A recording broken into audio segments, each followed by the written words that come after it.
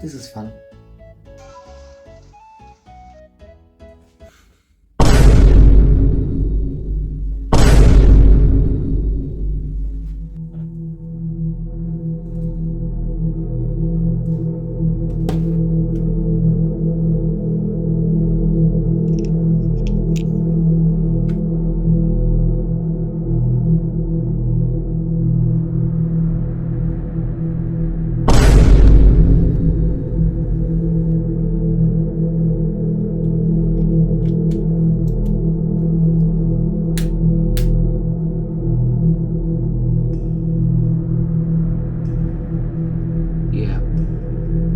I know what I must do.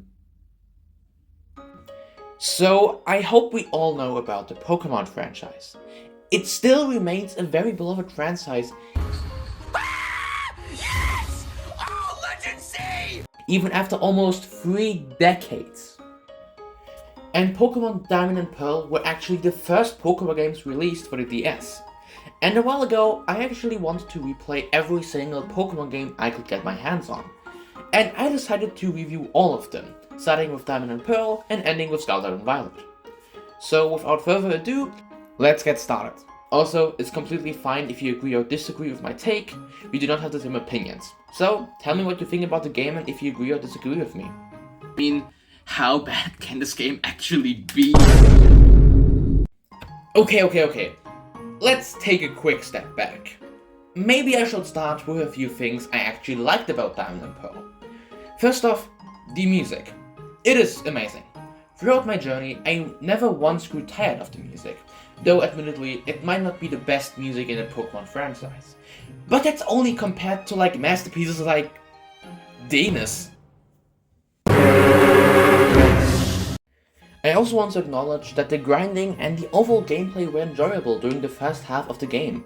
The trainers and gym leaders weren't overly leveled, so I never felt the need to grind excessively. Plus, I think Team Galactic provided a pretty decent antagonist presence. What? Do you expect more? That's really all positive things I can say about this game. Okay, I should probably be more specific about what makes this game just kind of fall short. Remember when I mentioned that the first half of the game was fun? Well, the second half is... As the game continues, obviously speaking, the gym leaders and trainers get harder and harder, which wouldn't really be a problem if the grinding wasn't just so fucking annoying.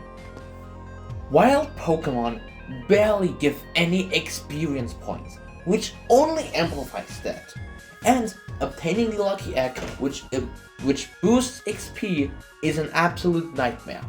You have to search specific routes for a rare Chansey, which alone can consume a ton of time. Then you either catch it or use the move Thief. But if you don't have the move Thief, well, good luck wasting plenty of Pokeballs. And even if you manage to get a Chansey, there's only a tiny chance it's holding the Lucky Egg. So I just resorted to only using the XP sharer, which, fun fact, you can actually miss in this game and never obtain again. And if that wasn't bad enough, the selection of good Pokemon is so extremely limited. Sure, there are a few decent Pokemon available early on, and the starters are pretty solid too. But if you wanted a different fire type instead of the starter, you only have 2 choices. As example, by the way. I could probably give more, but you get what I mean. And oh, the gyms and gym leaders.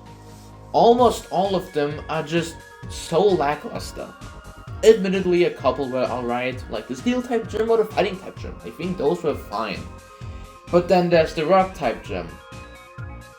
Well, I think you can imagine why. But you know what? No, forget about that. Just close your eyes and envision the horror of entering a haunted gym. What do you imagine? Do you imagine fucking mathematics? Why? Who at Game Freak thought, hey, you know what will be perfect for a ghost type gym? Math, because that is horrifying. To be fair, some gym leaders were passable in the sense of gameplay, but then there were a few who were just so disappointing. It's actually insane. Okay, let's maybe shift our focus to something else. How about the characters? Starting with the professor's assistant, Dawn or Lucas, depending on the protagonist you choose. And well, they're definitely the standout characters in this game. They appear quite frequently and actually seem interesting at the beginning. They help you learn the basics of the world and they feel like their own characters. And yeah, they are better than the Platinum, but in this game I think they're still decent to good. Now Professor Rowan. And well, he does what he needs to do. He gives you your starter Pokemon, but kinda not even that. Pops up a few times and that's about it. Sure, he does more than any other professor at that time, which I appreciate of course, but that's about it, as his own character. I wouldn't call him bad, but then again, he was done better than Platinum. Moving on to Mars, Saturn and Jupiter, the three main people in Team Galactic. And I really don't have much to say about them. Their battles were decent, and as characters, they sometimes didn't even exist. I have the feeling they didn't have any depth to them and they were just kind of there, achieved a goal and that's it. They never felt like real characters, let alone memorable ones. They just all aimed to achieve the goal, and that's it. Now, Cyrus, he's definitely a character in this game. His battle in this game is meh, but other than that, he never seems like an important character.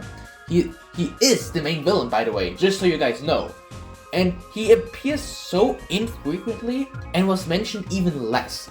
In Diamond and Pearl, his skull just seems to come out of nowhere, and he gives up so easily after losing Palkia or Dialga. He's definitely not really great in this game. He's definitely much, and I mean much better in Platinum.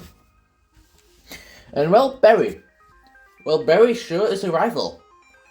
He's fine as a rival, yes. His battles, however, never really seemed too difficult, and he at least seems determined enough to get better as a rival. But as a character, he really didn't do much. Again, something Platinum definitely handled much better. Alright, I get it! There isn't really much else I can say about Barry, unfortunately. But then there's Cynthia.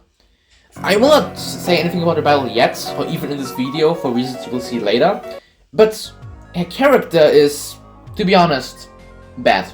Just straight up bad. She just exists as a book that tells you everything you need to know and what is happening.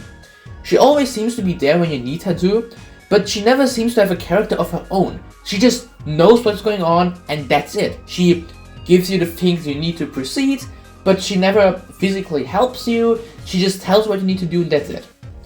And this time, the same actually goes for Platinum. I think she was even done the same way in both games, which I think is still interesting. I think this is more interesting than the character itself. A character just kind of lacks a lot of depth.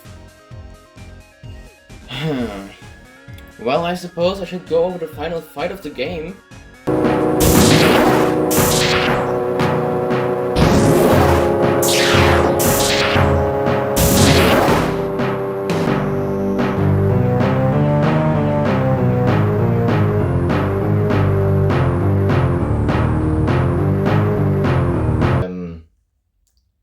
Is this the right game? Yes, I have to give credit where credits are due. This specific cutscene is actually really cool, especially for the time it was made.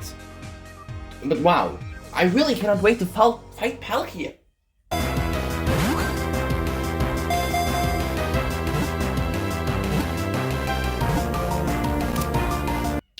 Well, that was anticlimactic. Yeah, I don't think I need to explain much more. I was able to catch Palkia almost first try, and you may be wondering, what about the rest of the game? And to be honest, I would agree, because I did not play the rest.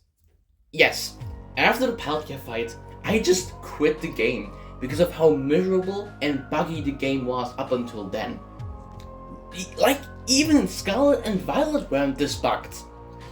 Just as an example, this game will crash for the stupidest reasons. As example, I was on the bike for too long, crash. I was trying to catch a Pokemon, also crash. I was saving, fucking crash. You get my point. It is actually insane how bugged this game is. Let's just assume the rest of the game was to suddenly morph into the pinnacle of Pokemon greatness. It wouldn't really have saved the rest of this game. The journey to reach that hypothetical good part was just so annoying and frankly not fun at all. The sheer unpleasantness of this journey overshadows any potential reward at the end. And that is why after catching Palkia I just decided to throw the towel. It was simply just not worth it. And so that is it. And don't worry, this game is the only Pokemon game I didn't finish, and it was the worst Pokemon game by a long shot. Like, it is insane how bad this game actually is. It had to actively be made bad. So, to summarize, Pokemon Diamond and Pearl had some promising elements and a few enjoyable gameplay in the first half. And that is about it. Everything else was pretty much bad, disappointing, or just not enough. The overall experience left much to be desired, which was just frustrating and disappointing. With all that considered, I can definitely say that Diamond and Pearl, despite their potential, fall short of delivering a true enjoyable experience. Therefore, I give these games a rating of 3 out of 10, maybe even 4 or 5 if I'm being nice, but I think a 4 is definitely more, let me say, believable. Well, at least it's finally over, and we can finally throw this game away. That's weird.